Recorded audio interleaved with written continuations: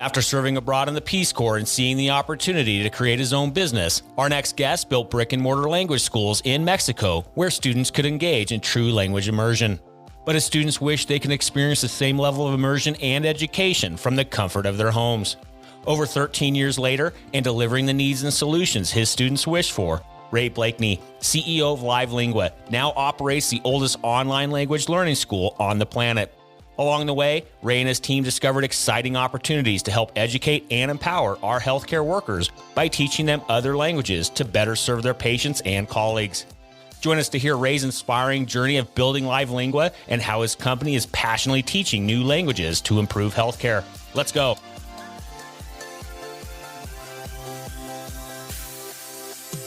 Welcome to Passionate Pioneers with Mike Biselli, where we highlight and speak with the innovators, the game changers, and the pioneers who are deeply passionate and relentless in solving the problems our world is facing today.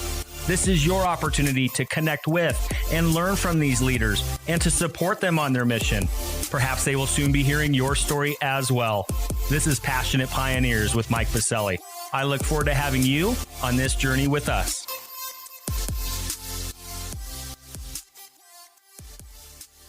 Ray, hello, my friend, and welcome to our podcast. Mike, thanks for having me on.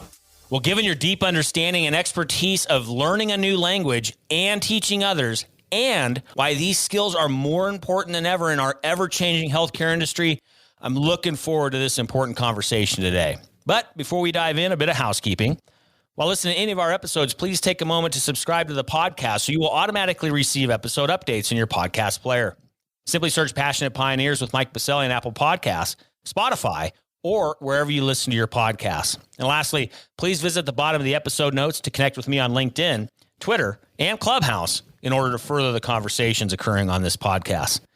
All right, Ray, it's almost time for our community to learn how you and the Livelingua team have built the world's oldest online language school and how your efforts can positively impact healthcare providers during these unprecedented times in our industry. But first, what's that one piece of advice that you would give to others who are passionate about reimagining the health of our world? Absolutely. So this is going to be a little counterintuitive to somebody who actually teaches people how to speak another language. My advice is to learn how to be a better listener.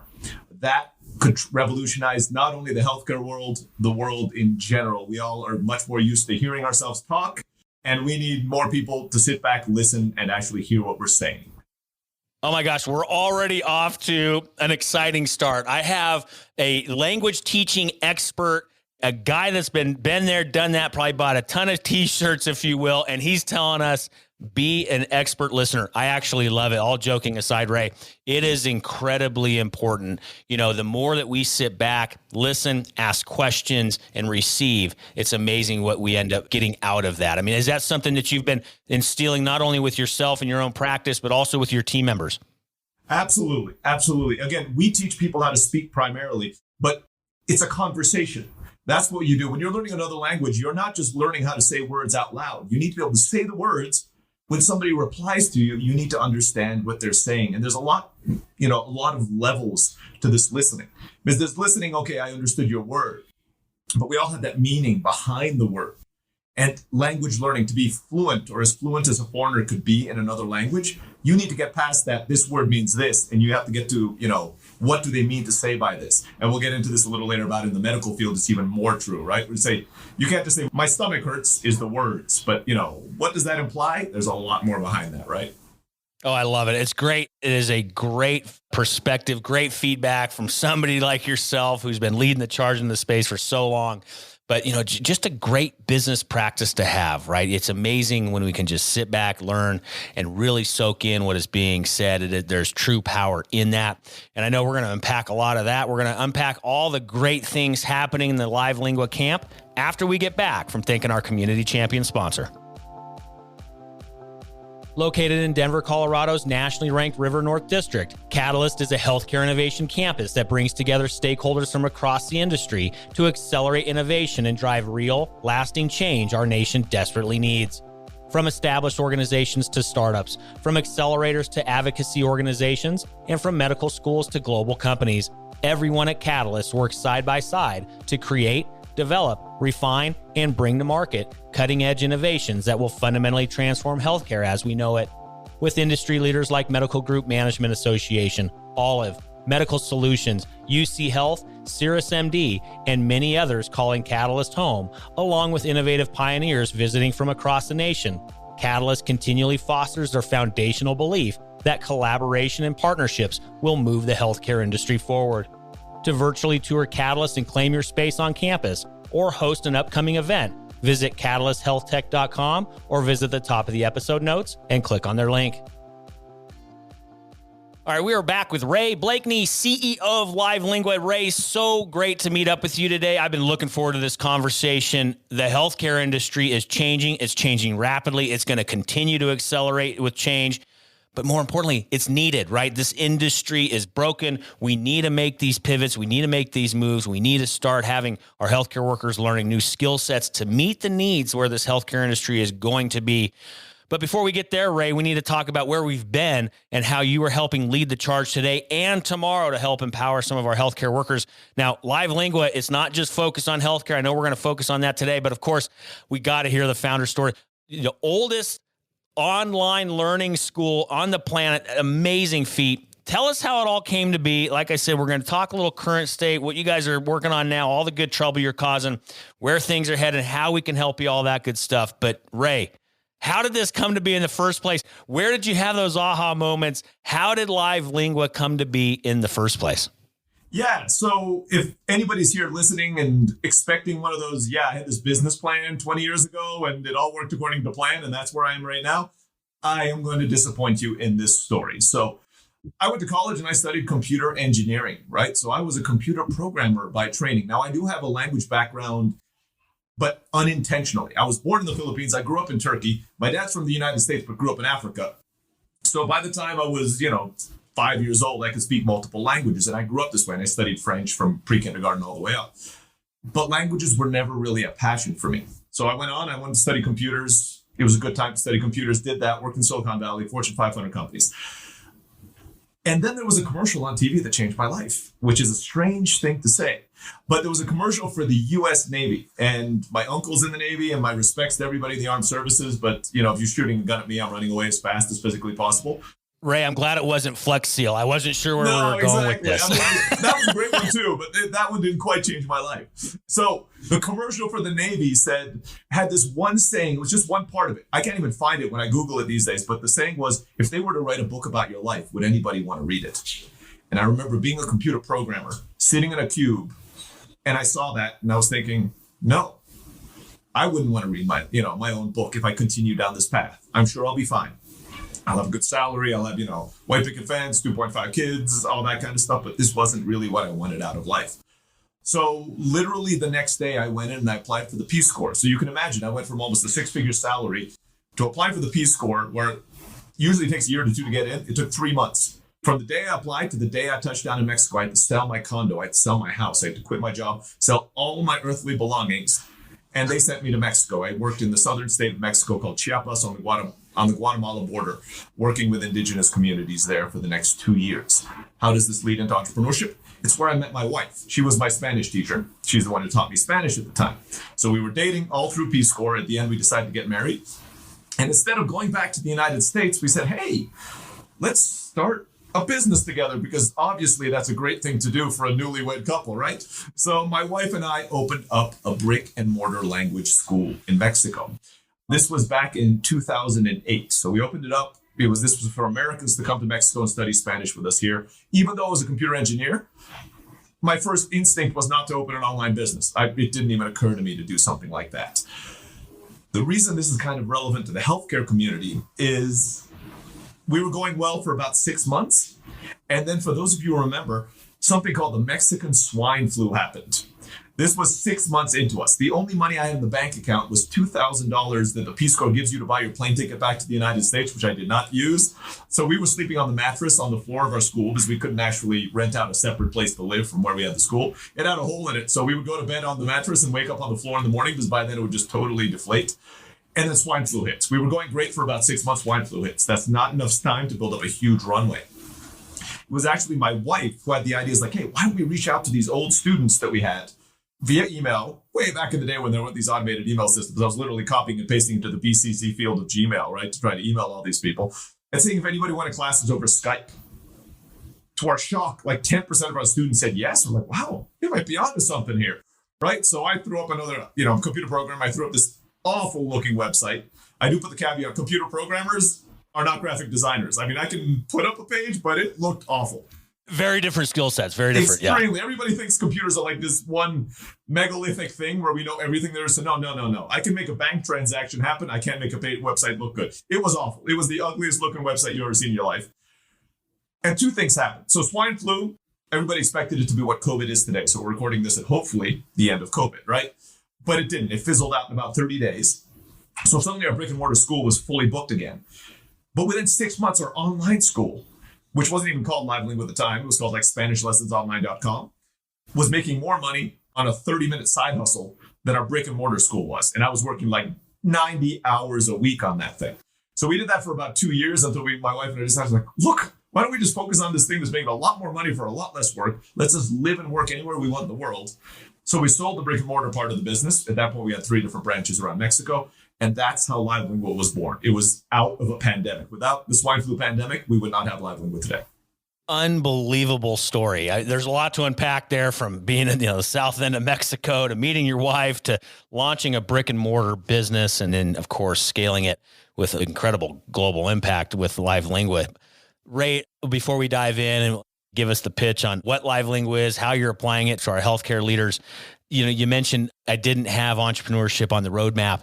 What has it been like for you? I mean, I'm a serial entrepreneur myself, and it has been one heck of a ride. The highs are highs, the lows are low, but it's amazing what you learn about yourself along the way. It's amazing that the people you get to spend time with. What has it been like for you? How is that journey? How has being an entrepreneur been for you personally? I can't imagine doing anything else. I love it. I go to bed at night thinking about things I can do. I wake up in the morning and, on the weekends, there are a lot of people talk about that work-life balance, right? To me, I think it's generally a myth. Maybe if you have like a 9-to-5 job, because I guess I had that when I was working in corporations, right? After 5 o'clock, I promise you, I did not think anything about work until I went back the next day, right? It was just, I'm a programmer, get the code done, throw it up there. I'm just a cog in the wheel. I was working, at a company with, 30,000 employees, I think, when I left. They didn't know who I was. I know they didn't, quote unquote, care. It was a great company. Don't get me wrong. They were ranked top 50 in the US to work for. They treated us very well. But it wasn't something that I knew that if I walked past the CEO on the street, he would have no idea it was there, right? So now being an entrepreneur, I joke that, I wake up at night in cold sweats with nightmares because I have to get a job. That is probably like my worst nightmare. So I have Livelingua. I do own a number of other companies, and I've, started stuff and failed stuff. I owned a chocolate factory in Southeast Asia for 5 years. I had a marketing agency. I've had all of these different things out here. And I love it. I love the failures. I love the successes. I love the people that I get to meet on this journey and the growth that you get out of it, right? Because again, when you're in a set job, unless you're very ambitious and lucky, you might have like a certain set of things you have to do every day. I come into work every single morning and I have no idea what I'm going to have to do today. I mean, I have my plans, but other people might have different plans for what my plans are going to be today, right? I mean, I check my email or the server crashes and something. I'm like, that was not what I had planned for my day. And that's pretty much it. No, I hear you loud and clear. I say it half jokingly, but there's a lot of truth in it. I'm the chief bottle washer, right? I don't care what it takes. We're going to win the day. I don't care if I have to wash the bottles. I don't care if I have to mop the floor. If I'm checking the mail, I don't care what it is. Whatever's going to push the ball down the proverbial field, if you will, I'm going to do it, right? I've done all that. Absolutely. And here's the beauty of it. We're going to continue to do that because that's what it takes, right? But it is amazing what you can learn about yourself, what you can learn about others. You said something so important that I love to stress because, just like yourself, I'm very humbled and honored to be able to help mentor aspiring entrepreneurs and startups and all that. You said something that's incredibly important. It's learning from those failures as well, embracing the failures, understanding that it's part of the journey. Don't shy away from it. Take it head on, embrace it. One of my mentors said to me, and it's always stuck with me, if you're not failing, you're not doing it right, because that's part of the entrepreneurial process, right, Ray? Absolutely. In fact, I don't even like using the word failure as what happens in that step, right? So if you are walking and you fall down, you haven't failed. Mike, you and I were talking, hopefully you'll have a little baby coming soon, and I have a 2-year-old. When my son tried to walk and he fell, that wasn't a failure because he got back up again and he tried again. And then he fell. And then he got back up again, tried again, and he fell. Failure would have been he fell down and he never got back up again. And that's the way I look at it in business. If I try something within my businesses, or if I try launching a new business and it doesn't work, I'm only a failure if I say I give up. I'm going back to get another job. That's failure. All that stuff that happens is just part of the learning process. I mean, I also practice martial arts, and me getting punched in the face is technically, you could call that a failure, but that's to me is I'm learning not to get punched in the face, hopefully, after a few times, right? So if you look at entrepreneurship in the same way, you get less scared of all these things when they don't work. It's not a failure. You just learn. What Thomas Edison said, it's just, I learned 1,000 ways not to make a light bulb. That's what you're doing. 100%. You're spot on. I love it, Ray. So thank you for that quick inside look of how you're embracing and how you're thriving within the entrepreneurial world. I absolutely love it. So Ray, before we go and talk how you're applying Livelingua to help our healthcare workers, what it means for our healthcare industry, all that good stuff, and where you guys are headed, go ahead and give us that elevator pitch. I know you've done it 1,000 times. I'm going to ask you to do it one more time. What is Livelingua? Livelingua is the oldest online language school where we pair you up for one-on-one tutoring with a native speaker of that language to teach you how to speak the language. So when I say native speaker, it means they're from the country where the language you want to learn. And they are also university educated with a background in education with at least 2 to 5 years of experience before they even start working for us. Our average actually is about 10 years of teaching experience, but like the minimum you can have is 2 to 5, and 2 is only if you have some kind of, you went to one of the top universities, would we even consider you at 2 years old. So there are cheaper options out there, but I argue there aren't better options out there for online tutoring than us.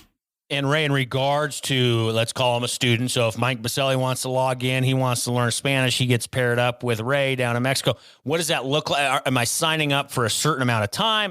What does that experience look like for Mike, the student? Yeah, so we have 2 general packages that are out there. One's actually really new, so this is one of the first places we're announcing it. Most of our students come in kind of an a la carte package. So you can come in there and say, we give you a 30-minute free trial when you go up. So we'll pair you with a teacher. You kind of take a learning style quiz with us. We see how you learn. We pair you up with one of our teachers because we actually have their teaching styles on file and we know which learning styles match up with the best teachers. You go on there, you get a 30-minute class on us, absolutely free. So you get to try us out. If you like it after that, you can buy anywhere from 1 to 1,000 hours, or I guess our system would probably allow more than that. Nobody's ever bought more than that at one time, right? So you can go in there and the price goes down the more hours you buy. So if you're not sure, you take the first class, you can sign up for 3 or 4 hours. Really be sure. And the price per hour might be slightly higher at that point. But after that, if you take the 3 or 4 hours, and most people buy multiple times from us, then you can go in there and buy like a 50-hour package, which takes the price down. I believe right now we're at about $14.99 per hour for a private lesson for somebody who teaches when you want and essentially comes to your home. And if you're anywhere in the US and the UK listening to this, you're not going to find a private teacher who would come to your house for that. I believe in most states that would actually be illegal because it'd be under minimum wage, right? So you couldn't actually pay a teacher to come to your house to teach you for $15. Got it. Well, you set the stage then, so because we're going to focus this on our healthcare workers we mentioned on the front end. And what really caught my eye recently, Ray, was a blog post that you had up at physicianspractice.com, wonderful outlet. And the title of it really caught my eye, and we're going to focus on this now in regards to the conversation. It was stated, your blog said, learning a new language can benefit a physician's practice. What are you guys experiencing right now in healthcare industry? What are you seeing with a physician's practice, healthcare workers, even beyond the physician practice, right? You have a lot of healthcare workers. They may need another language to just communicate with their colleagues. They may need another language to communicate with patients, whatever that looks like. How has Livelingua been entering in or working with the healthcare industry? What does that look like? What does that mean? And why is this so important right now for the healthcare industry? Absolutely. You hit the nail on the head. Those are the 2 categories that we primarily work with. So the first one is we work with people in the healthcare industry who have to be able to speak another language because their patients are speaking another language. If you look at the demographics of the United States, it's becoming more and more diverse every single year.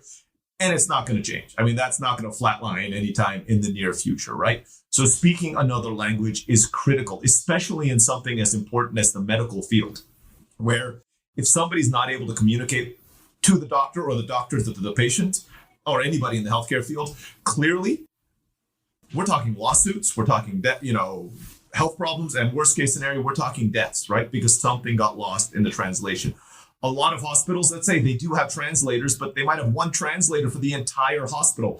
So if you're, medical worker number 4 in line waiting for it, you might be sitting there for 1 hour before you can actually communicate with the person in front of you. That's simply unacceptable in a situation like the emergency room, right? You can't be sitting there an hour waiting for somebody to tell you what is actually going on with a person in front of you. So at Livelingua, we've worked with a lot of individual medical workers and actually institutions as well. So what they do is either if it's an individual medical worker, they either sign up with us directly, or most institutions have funds that you can use for continuing training.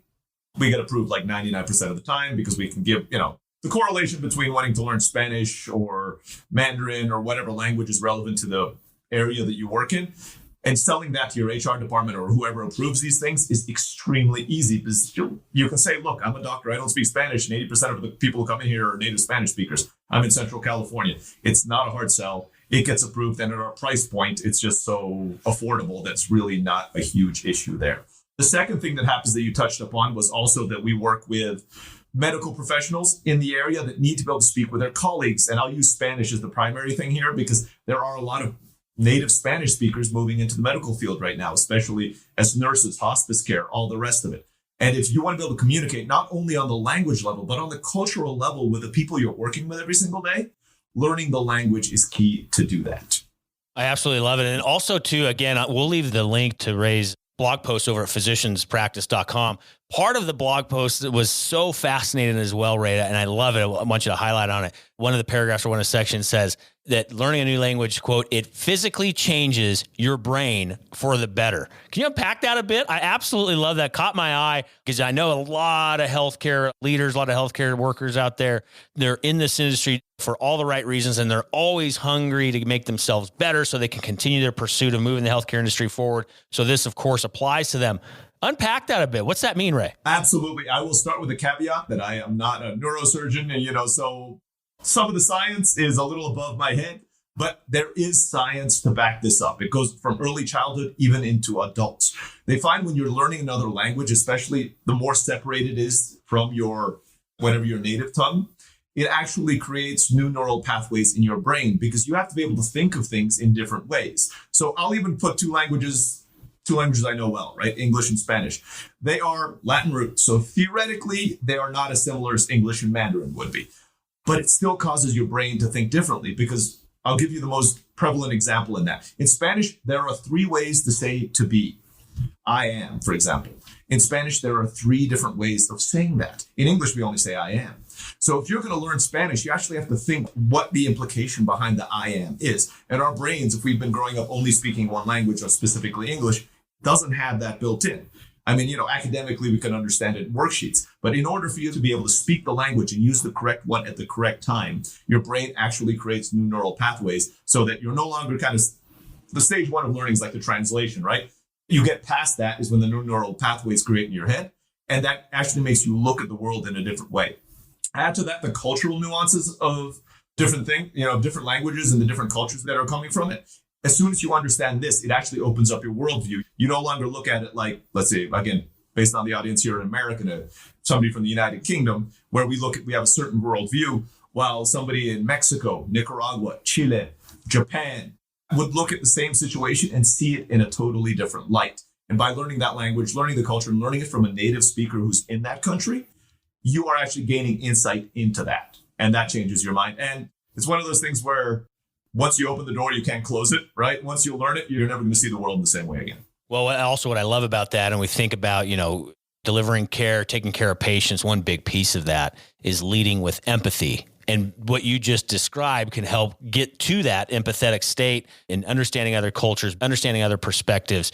Leading with empathy is so important in healthcare, especially today. So fascinating topic. I'm not a neuroscientist either by any means, but I find that stuff fascinating and is incredibly important as we start thinking through how do we continue to better ourselves as healthcare leaders to meet the need that this industry is going to demand of us now and over the years to come. And so let's also talk about that, Ray. Let's pull the crystal ball out a bit. Let's look a little future state. Lots has changed over the past couple of years. Acceleration of change is only going to continue. What does this world look like in regards to teaching languages, this industry, the macro? And then, of course, Ray, what does this mean? Are you seeing things within the healthcare industry, some trend lines where this is going to continue to grow? People are going to continue to look to gather these skill sets to meet the demand in healthcare. What's that crystal ball look like to you, Ray? Absolutely. We kind of alluded to this a little bit earlier, right? The demographic of the United States is getting more and more diverse, and there is no sign of that changing at all. And as a result, English is what most Americans speak, but it's not even officially the official language of the United States, right? There's no legal document that says it's there. The second most spoken language in the United States is Spanish, and that is growing all the time. There's Mandarin, there's Thai, there are all these other ethnic groups that are coming inside of the US, and it's what makes America great, right? I mean, we are this melting pot of all these cultures. If you're in the medical field and you still want to be relevant 5, 10, 20 years down the road, you can either try to fight that or you can embrace that diversity. And part of embracing that diversity is learning the language and the culture of the people that you serve. And that's just going to accelerate as time goes on. And the longer it takes for any medical professional to start embracing that, the farther and farther they're going to keep falling behind. On even a higher level, the world is globalizing, and this just occurred to me. We hadn't even talked about it before, but the world is globalizing as far as medical breakthroughs in science and everything. So sure, all the medical papers might be in English right now, but there's no guarantee that the top medical papers will be in English 10 years, 15 years down the road. So if a doctor wants to stay relevant in not only the most modern science coming out of the United States, but across the world, speaking 2 languages, 3 languages, 4 languages can help them kind of get ahead of everybody else, if that's what they want to do. And then the final thing is it offsets Alzheimer's. There's studies out there that shows that learning another language offsets Alzheimer's. So if you love being in the medical profession and you want to be there until you're 90, learn another language. Well, that's good to know just in and of itself. I did not know that. I've just picked up a pro tip from my man, Ray. So thank you for that. I had no idea. Wow. But it does make sense, right? You said, we talked earlier on those neural pathways and what it does for us in regards to our brain health. It's fascinating. So many topics to continue to unpack. I mean, we might need to do another episode. This stuff is fascinating to me. So Ray, let's flip the script now. Let's go back to current state and flip the script on you a bit. We have an amazing community rallied around this podcast. These leaders pushing the healthcare industry forward every single day. I know that this message is going to resonate with them. And of course, we want to be able to help you out. So what's one problem, need, or question that you and the Livelingua team have that our team can be thinking about or helping you with? It's a very simple answer. We want to be able to help the medical world communicate better with their patients. And in order to do that, come to us, kind of sign up, give us the permission to teach you Spanish, Chinese, Japanese, Mandarin. We have amazing teachers. They're all in their home countries. So you're even helping the economy of other countries by doing this. And this is how we kind of give you these great prices, because we're paying an amazing salary for Mexico, Chile, all the rest of it. But that's still an amazing price for somebody who lives in Los Angeles, Boston, and Chicago. I mean, there's just no comparison, right? So if you want to be closer to your local community, and I guarantee to you, your local community, a lot of people there speak another language, let us help you by teaching you and your team these other languages, teaching you about the culture, and hopefully we can make the medical world better together. Well, in order to be able to do that, Ray, they need to be able to find you. Where are some social media contact points online, websites or otherwise? How do they get in hold of you and the Livelingua team to be able to answer that call? Absolutely. So the easiest way is just go to our website, livelingua.com, livelingua.com. You can also follow us on all the social media. So with the same handle. So on Twitter, on Facebook, on Instagram, whatever kids are on these days, TikTok. I have a whole team that takes care of it. I can't even keep up with it anymore. But just look for Livelingua everywhere, and we should be wherever you want to find us. If you want to contact me personally, you can also go to rayblakney.com, and that's just reach out to me. I love hearing from people. I love it. I love it. And for our community, just simply scroll down to your favorite podcast player. We'll have all those contact points in the episode notes to click on through to get a hold of Ray and the team at Livelingua. And of course, you can always head over to our free global online community at passionatepioneers.com. There will be a post for Ray's episode there. You can leave some comments, feedback, suggestions, or otherwise, and click on through to get a hold of his team at Livelingua. Again, over our global free online community at passionatepioneers.com. Ray, this is a heck of a lot of fun. I love this topic. This is incredibly, incredibly important as we continue to reimagine healthcare, what it means, how to serve our patients, how to serve our community members across this nation.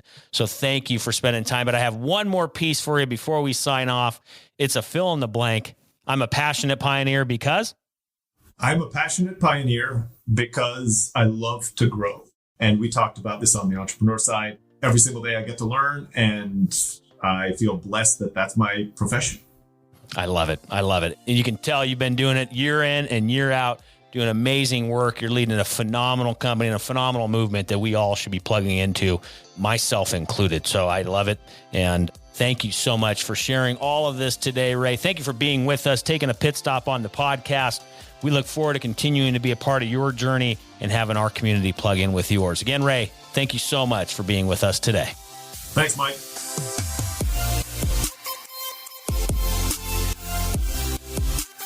Thank you for joining us today on Passionate Pioneers with Mike Biselli. We'd love to hear your feedback about the podcast so we can continue to improve this community and to further support the pioneers being featured. Lastly, please take a moment to subscribe to the podcast and invite your friends and colleagues to join us. This is Passionate Pioneers with Mike Biselli. I look forward to having you back with us during our next episode.